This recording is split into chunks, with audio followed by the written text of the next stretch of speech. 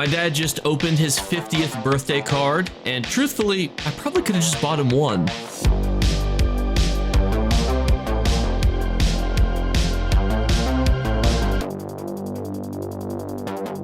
What's going on, YouTube? There's so many different things happening this week and the upcoming weeks. I thought to ourselves, it is time for another iteration of Do This Now.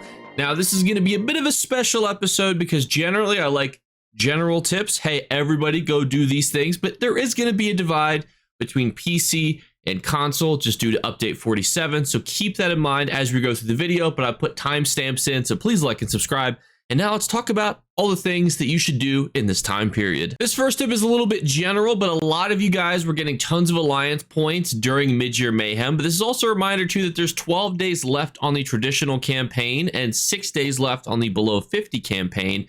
So it's a great time to still get to rewards tier 1, which will give you 50 transmute crystals. And again, if you got a bunch of rewards of the worthy like I did, open one of them per day. You are guaranteed to get a good chunk of transmute crystals. I believe it's 25 guaranteed transmute crystals every day. So you got 10 of them, open one a day, 250 transmute crystals. Wham, bam, thank you, ma'am. It is a fantastic way to get rewarded while also being in a situation where you're not really missing out on anything by waiting to open your rewards of the worthy.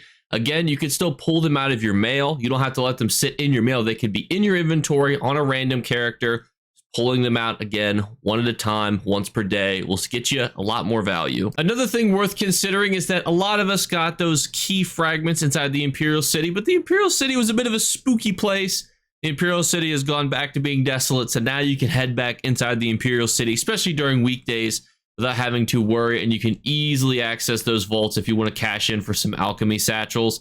I mean, you're going to easily be able to get to these bad boys and head to the trophy vault. So now's the time period to do that, really, without having to worry. But again, obviously, you can open them on any character, so you can use a stealthy character. And just remember, you bank your Telvar crystals. You don't need to take your Telvar with you.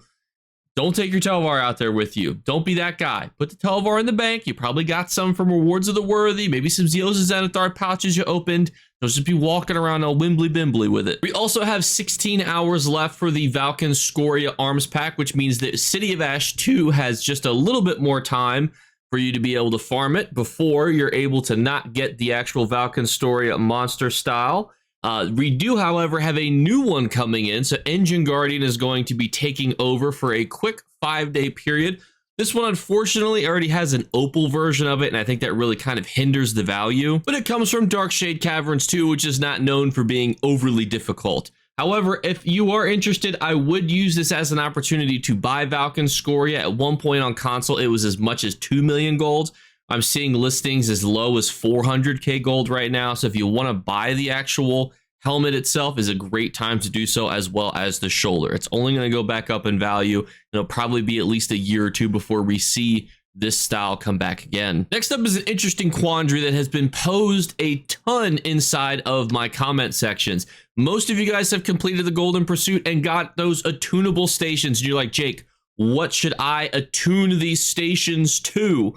And it's honestly a question that I don't think you really need to put a lot of mind to. What I generally encourage people to do, if they're trying to do it from a money-making perspective, is you can go through and you can see which crafted sets are selling inside of a premium guild trader. You can just kind of flick through and say, hey, here are all the things that are selling. Are there any that are crafted sets? But generally, you really don't need to worry about it. I obviously have attunable stations. I rarely use them just because the odds of me needing that specific set are very low. That being said, there are some that are more popular for different types of content. Heartland Conqueror is definitely the XP grinding one because you can get double XP trait on your weapons, which is very helpful. There are some other ones that are just generally very popular. Wretched Vitality is needed by tons of PvPers because it's super popular. Order's Wrath is also very popular just because it's crit damage and people love crit damage. But overall, I wouldn't put too much thought and mind into this, but based on the fact that I've seen at least 10 plus comments about this, there's no wrong answer. And the nice thing is you can always use that station as a base station as well. You don't have to worry about, oh, am I only going to be able to use it for that purpose? Ironically, people are actually selling Julianos, which is a set that I feel like I haven't seen sold in forever. So you can always take a look and peek at the store, but But always remember too that you can always join a guild, and guilds are generally going to have all of the attunable stations there. This is more so just flavorful for you. What do you see yourself using? And if you think you're going to be somebody who wants to make money in the future, see what's selling, see what's popular. The most popular crafted sets are probably Order's Wrath, Wretched Vitality. Clever Alchemist is decently popular. Mechanical Accruity is decently popular. But again, there's really no wrong answer to this, and don't put as much thought into it as some of you have. Next up is a tip specific to update 47. So we have just less than 2 weeks for us Xbox and PlayStation players, but if you play on PC, it is important to note that update 47 actually adds a bunch of new things. The most important things, as I would encourage you to go do, is that the Solstice reward coffers, which are already notably pretty good, have 26 new structural furnishing plans. Those come specifically from the World Boss or Daily Delve quests.